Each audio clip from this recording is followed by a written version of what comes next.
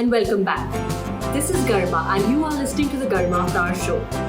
In this podcast, I talk to various sports personalities, coaches and experts who are trailblazers in their fields to answer questions about the psychology in sports and provide a regular dose of motivation. In today's episodes, I have with me Aditya Patel, the Indian racing driver who represents the Audi India Motorsports.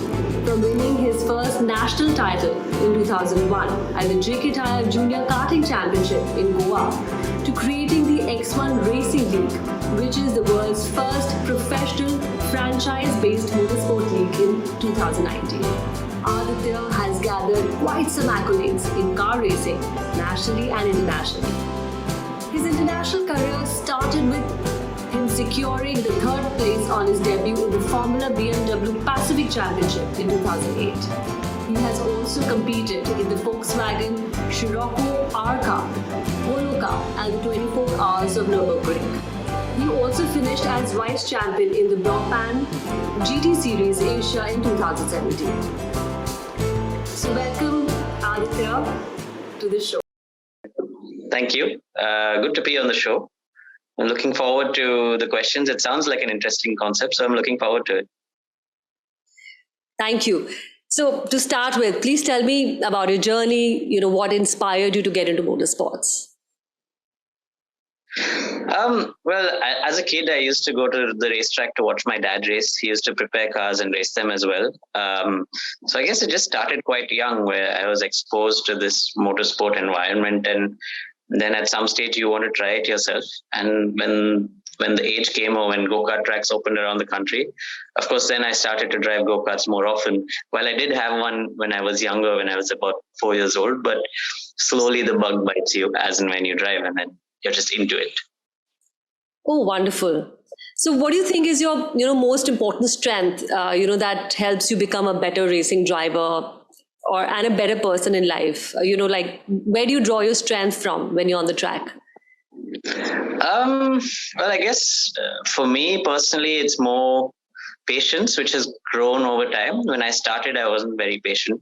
But then I just you get quite analytical. You start to analyze your weaknesses, your strengths. And then I did realize that patience was one of my weaknesses. And then it's just helped me evolve, not just as a driver, but in life as well, just to be more patient. And I feel like that could be one of my main strengths behind the wheel. Wonderful. So patience is a very important virtue in life, I'm sure. So how do you draw this strength? I mean, when you're on the track, what do you do to, get into the zone? And to get your strength back?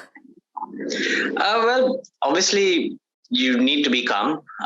Before a race starts, there are always the nerves that are tickling your system, and it's not really a very comforting feeling, but you need to breathe and be calm and be able to think rationally, because when you're in a race situation particularly, it's important that you don't make mistakes. There are a lot of cars around you and you're fighting to be the best. You're fighting to win, and it's important at that point of time when there's so much going on and you're driving a car at a lot of speed and you're thinking about what's happening around you, in front of you, behind you. Every time you take a corner, you also have to remember just to be patient and slow things down, because everything's happening really fast. So, so that's all. This kind of really works together to help driving around. You drive cars as well, and when you're going fast, it's just the way you perceive it that matters. You can either feel like you're going really fast, or you can slow things down in your mind, and everything around you slows down as well. And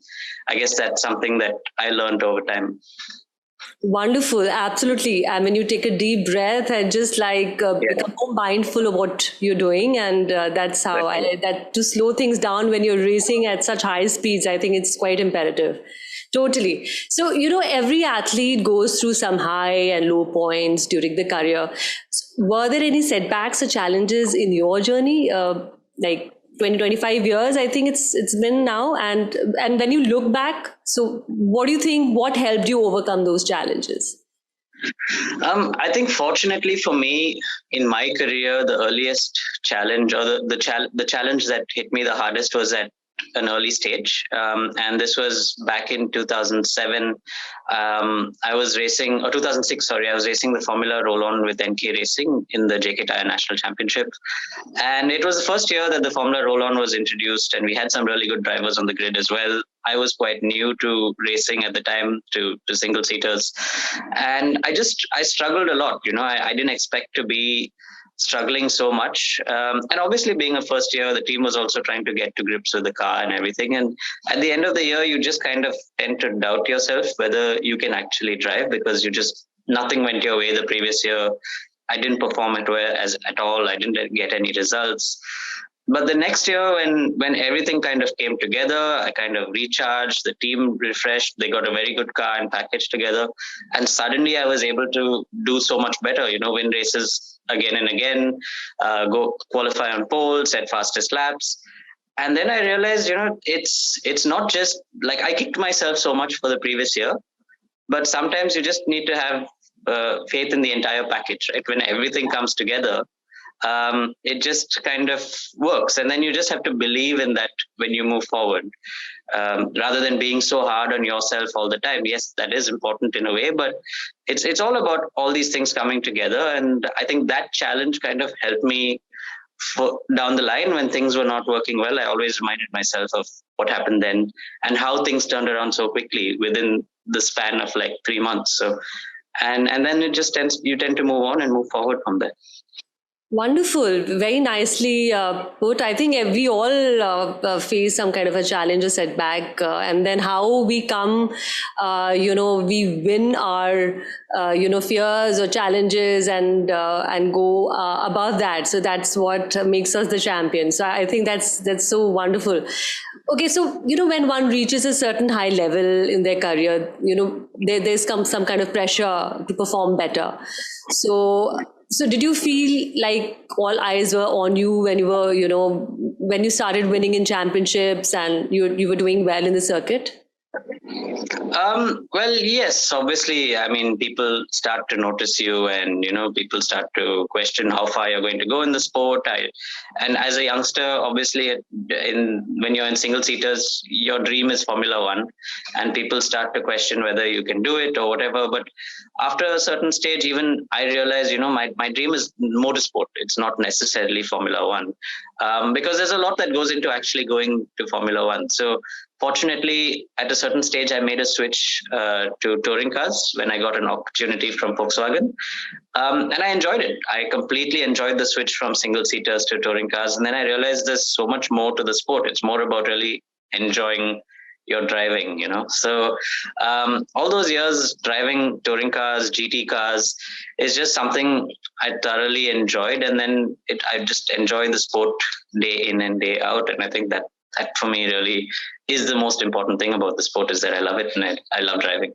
So do you feel any kind of pressure or you feel any kind of that if you won some championships, I'm sure, and then when you're leading and how do you overcome? Some people can perform really well under pressure.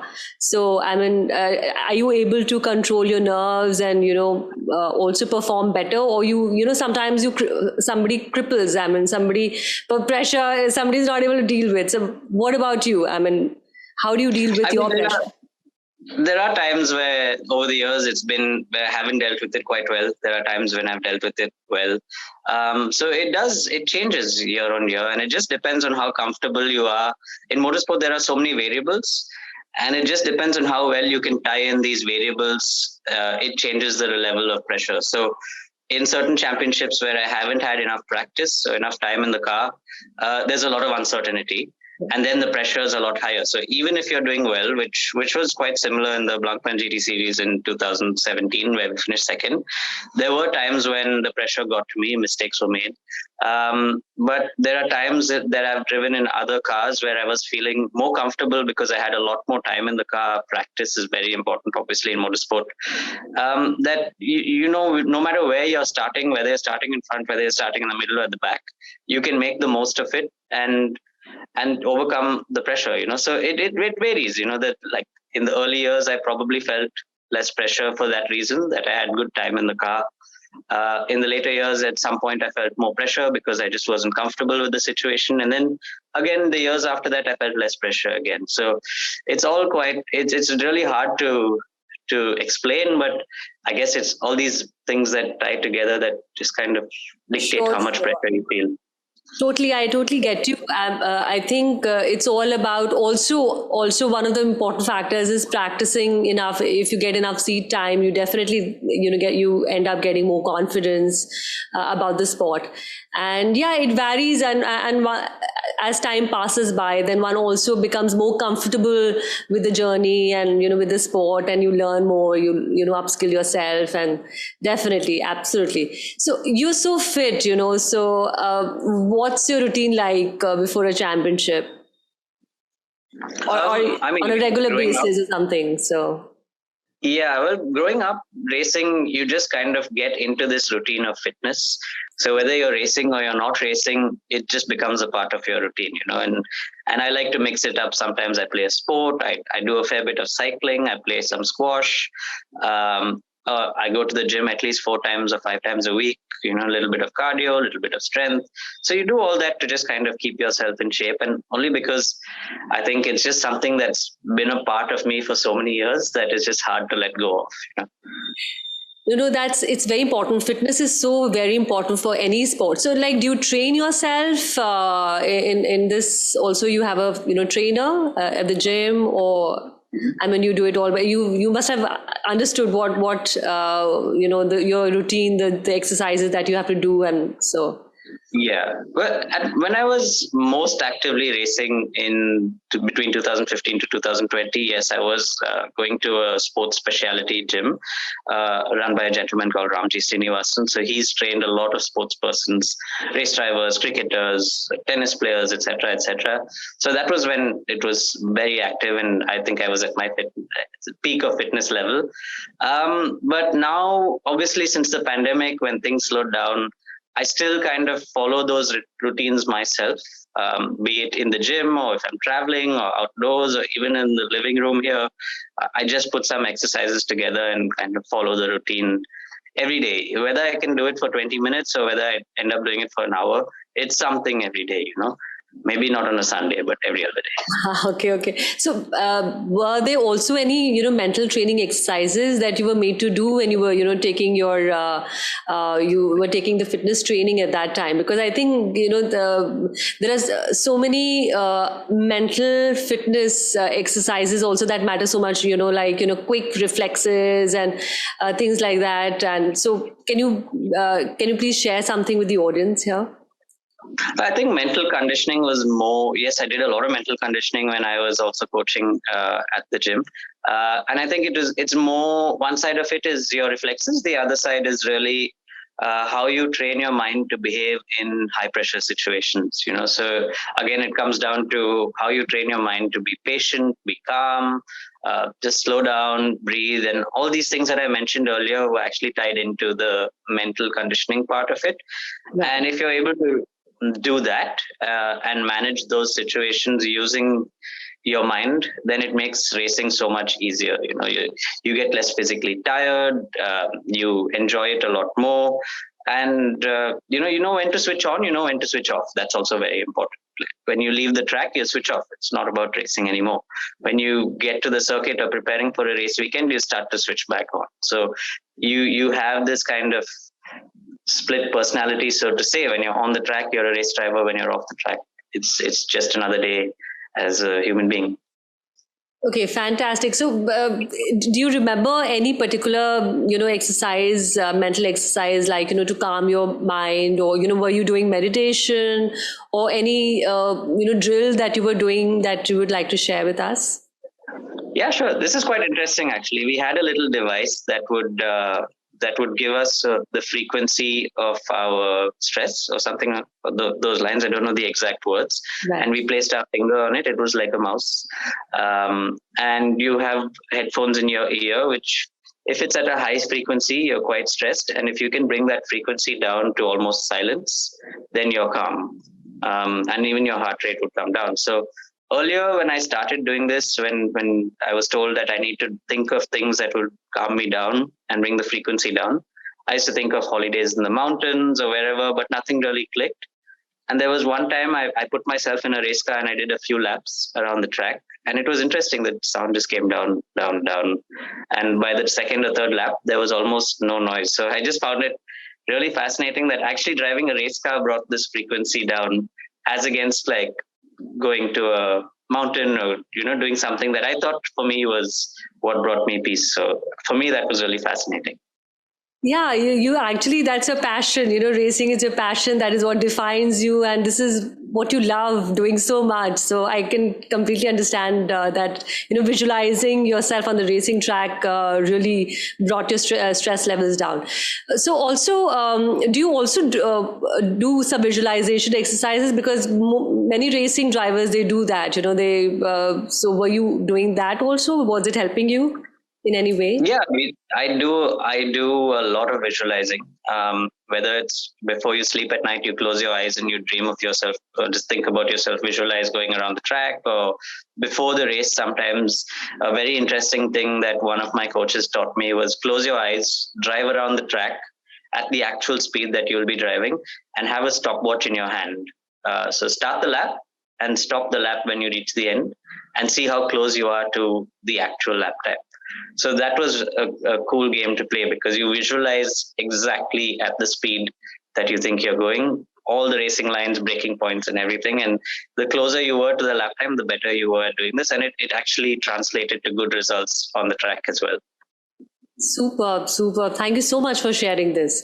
So, and do you think this pre-game anxiety is real? I mean, do you feel this anxiety, this pressure, before the races? Yeah, I think it's normal to feel the pre-game anxiety before races or before any competition, because you're usually doing it at a high level. You're there to compete. You're not just there to play games. And so anybody would have pre-game anxiety, and it's more about how you can control it as you get into the race car, into your competition situation. And it's all down to really breathing and focusing on the moment. I think the biggest issue that a lot of people have, especially when they start out, is worrying too much about what's going to happen. But that's out of your control. Yeah. Exactly. That's out of your control. That's something that will happen in the moment as well when you're on the track. So you just try to keep reminding yourself to stay in the moment, and that helps you stay calm, because you're not overthinking situations. Totally. I think so many times when we think of the outcome, what will happen, and we want to win the race, and obviously everybody wants to win the race and come first, and that kind of pressure, that kind of that thing, I think, reduces our focus also, because then we are thinking of the outcome. So I think to kind of, if one is able to calm ourselves down, so that really helps. So as how do you drive your regular dose of motivation? This is a tough one, but I think it's all down to really everything I do in my everyday life it revolves around motorsport right now. Be it driving, be it organizing events, be it coaching, and I just love doing all of this. So it's not something I wake up in the morning thinking, oh no, another day of work. I wake up looking forward to it, because it's got something to do with what I love doing. So like I said, be it on track or off track, it just motivates me to do what needs to be done to move forward. Fantastic. So, so this is you mean to say you have just because you love the sport so much, so you are very self-motivated. Yeah, absolutely. I mean, you asked me to become an accountant, I think I'd absolutely hate it, and I won't be motivated at all to do it. Yeah, but you also listen to some, watch some videos, listen to some podcasts, or do you, read some books also to also understand, the lives of other athletes and study them, or not really. Not that I really read. I do like watching documentaries of athletes. So you understand, especially all these documentaries that you see are about the greatest, whether it's about Michael Schumacher, Tiger Woods, Shaquille O'Neal, Michael Jordan, even Muhammad Ali. I think I watched like all these documentaries, and it just motivates you. Ayrton Senna.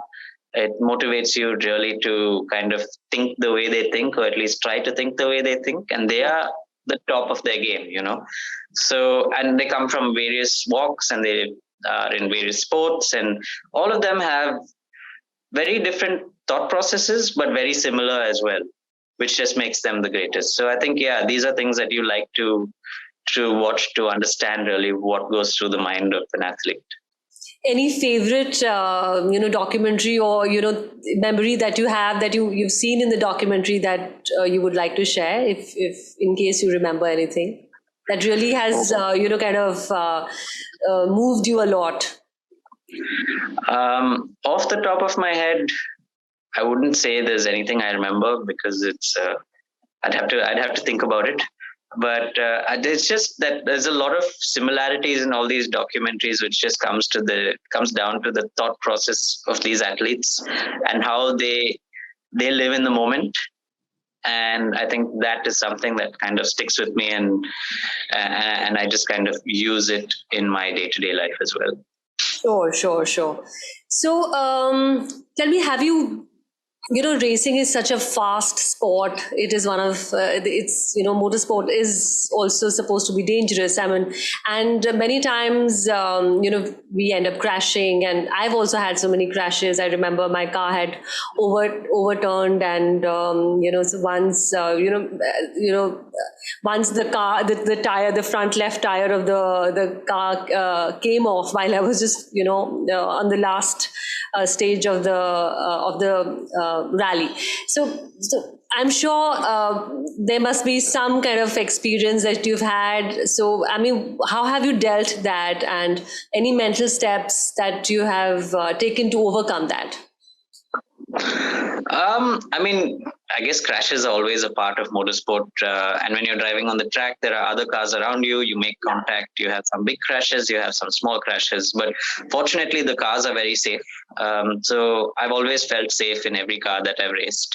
And, be it a big crash or a small crash, if you get out without even a bruise, then, you have a smile on your face. You're just kind of thankful for not being injured. So, the moment you walk out of there without having any injuries, I guess it's fine. Fortunately, I've never been injured in a crash. So I don't know what it's like from that perspective, but I've had big crashes, and I walked out just knowing that nothing's happened, and you just move on immediately. That's wonderful. What about during the gym or training? Did you have any injury at that time? No. I've had back injuries, and I continue to have them till today. And it may be something that's over the years kind of come through motorsport, but sometimes it's bad. You wake up in the morning and I can't get out of bed. There are times when I've been in bed for 2 or 3 days, and then it goes away. So now I know that when I do get these back problems, I just kind of know how to deal with it. So I'm okay with being in bed for a day or 2 days. And there are a few exercises that I need to do to just kind of overcome the pain. But it's just something I do my best not to aggravate, and to make sure it doesn't come back again and again. But it does every now and then. And I've just kind of trained myself to try and work around it, and just keep moving forward. Okay, fantastic. So, please tell us your journey in your international racing. You've been driving for Audi India. And can you please tell us how you got selected, and what exactly what races and tracks you have driven on? It all goes back to when I got selected by Volkswagen Motorsport to race in the Polo Cup in Germany in 2008. And then I did another 2 years with Volkswagen after that, in 2009 and 10 in the Scirocco Cup. And then in 2011, I was approached by Audi India. At the time, they were looking for someone to represent them in motorsport. So it started there. I did the Nürburgring 24 hours with them. That was my first big actual race with them. And we did well. We won in our class. So that was a huge boost. And it just moved from there. It's been great. I raced GT3 cars. And as a kid, I used to have posters of all these fancy race cars on the wall, which were GT cars. And to actually be racing in them against, I'm sitting in an Audi and I'm racing against a Mercedes, a Lamborghini, a Ferrari, BMW, all the brands you can think of, all around you in close quarters, and all their supercars, So, and you're racing in close quarters. So every time you sit back and think about it, you think, wow, from looking at this little poster on the wall to actually being in one of these things and racing hard against all these big brands, it's quite special. So yeah, it's been a great journey, and not just on track, but off track as well, events, etc., etc. The team is great. The Audi India team, we always have good fun at events, and I think what it's like to do customer driving events. There's a lot that we do as drivers to curate the event to make it fun as customers, and every time we do it, we try to make things more interesting. So I think it's fun. It's not just about racing. It's all about all these other things that make being part of the sport so much fun. Totally. I totally understand. So you've also launched the Premier, the X1 Premier League for motorsports, and that's the first in India. So can you please tell us about that, and how did it happen? So this is an interesting story because Arman Ibrahim and myself, we were traveling a lot together between the year 2015 and 17 for races. Right. And we were always discussing, what we could do different in Indian motorsport to actually make it more popular, to bring in more youngsters, to bring in more sponsors, things like that, to make it a very international feel in India, to change basically the way people perceive the sport in India, So we kind of started to work on it with another friend of ours, and it all came together, and we made a start in 2019. And now the X1 Racing League is being rebranded as the Indian Racing League this year. And at the end of the year, it's going to continue through from the same format where we've got city-based franchise leagues, franchise teams. We run this year over 5 race weekends as against 2 race weekends that we did in the first year. We've got all new cars, again, drivers from all over the world. It's a gender-neutral platform, so, it doesn't matter who you are, where you come from. It's all the same for everybody. So that's what makes it a little special. We hope that it changes the way people look at the sport in the country and brings in so much more into the sport that really gave us the lives that we have. Superb. That's a great opportunity for all, for the motorsports to develop in our country. I think that's a great boost, and I think it's a wonderful initiative from you guys. So tell me, Aditya, if you could meet your younger self, who's striving to be where you are today, what is that one piece of advice that you would give to him? It's hard to say. Like people ask me this question a lot. Yeah. But I think the most interesting thing that I've learned from this question is that you learn from your mistakes, you learn along the way. And there's really nothing I would say. I would let myself make those mistakes to be able to really learn along the way. So I've never really found the right answer to this question. Yeah, that's absolutely fine. I think we all learn from our journey, and we evolve as better, expert drivers or better human beings. So, yeah. Okay. So, who's your inspiration, and your role model or something, and what are the values that you would like to imbibe from them?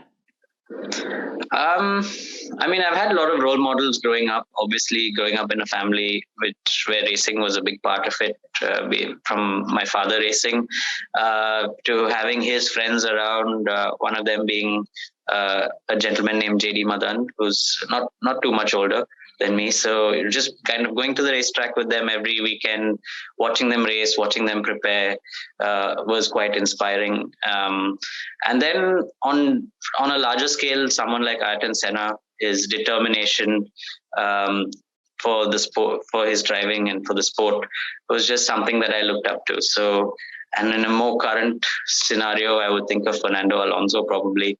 Again, he's been in the sport for so long, and his determination and watching him drive even as of yesterday in the practice session in Canada is just phenomenal, the way he extracts every little bit out of whatever car is thrown at him. Fantastic. So, okay, what are the three things that you would like to, say to the aspiring athletes? I would say it in one word. I'd just say never give up. Those would be the 3 words that I would say to them. Okay. Just don't give up, do what you love doing. Superb. So, okay. From here, let's go to the rapid fire questions. Yeah, are you ready? Can we have a rapid fire round now? Ready? Yeah? Ready? All set. Yep. Cool. Your favorite racer?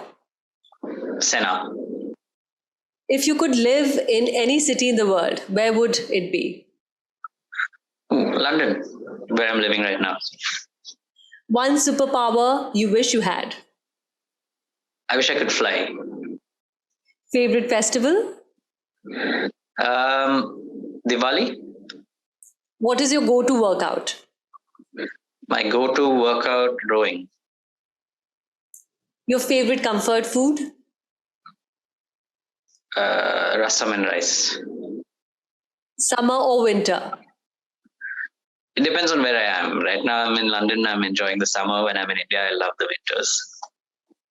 One hidden talent? Cooking. Books or movies? Movies. One language you want to learn? Oh, Spanish. The best thing about racing? It makes you think a lot. Best race memory? Austria in 2010 in the Volkswagen Scirocco Cup, where I had to start 14th in a 8-lap race and I finished 4th. When did you realize that you had a passion for driving? I must have been very young watching my dad race. I think just the itch to want to do it myself. I think that's probably when I realized. Proudest accomplishment so far? Probably the Blancpain GT Series in 2017, and I guess my entire career along with that. Have you ever received a speeding ticket? Yes. Amazing. Wonderful. Thanks. I wasn't going very fast, just so you know.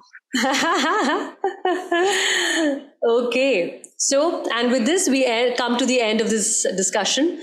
Thank you, Aditya, for joining me in this fantastic episode. And thank you all for listening to today's episode with your host, Garima Avtar.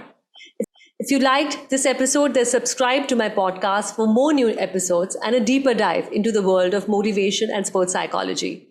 See you in the next one. Have a great day. Bye.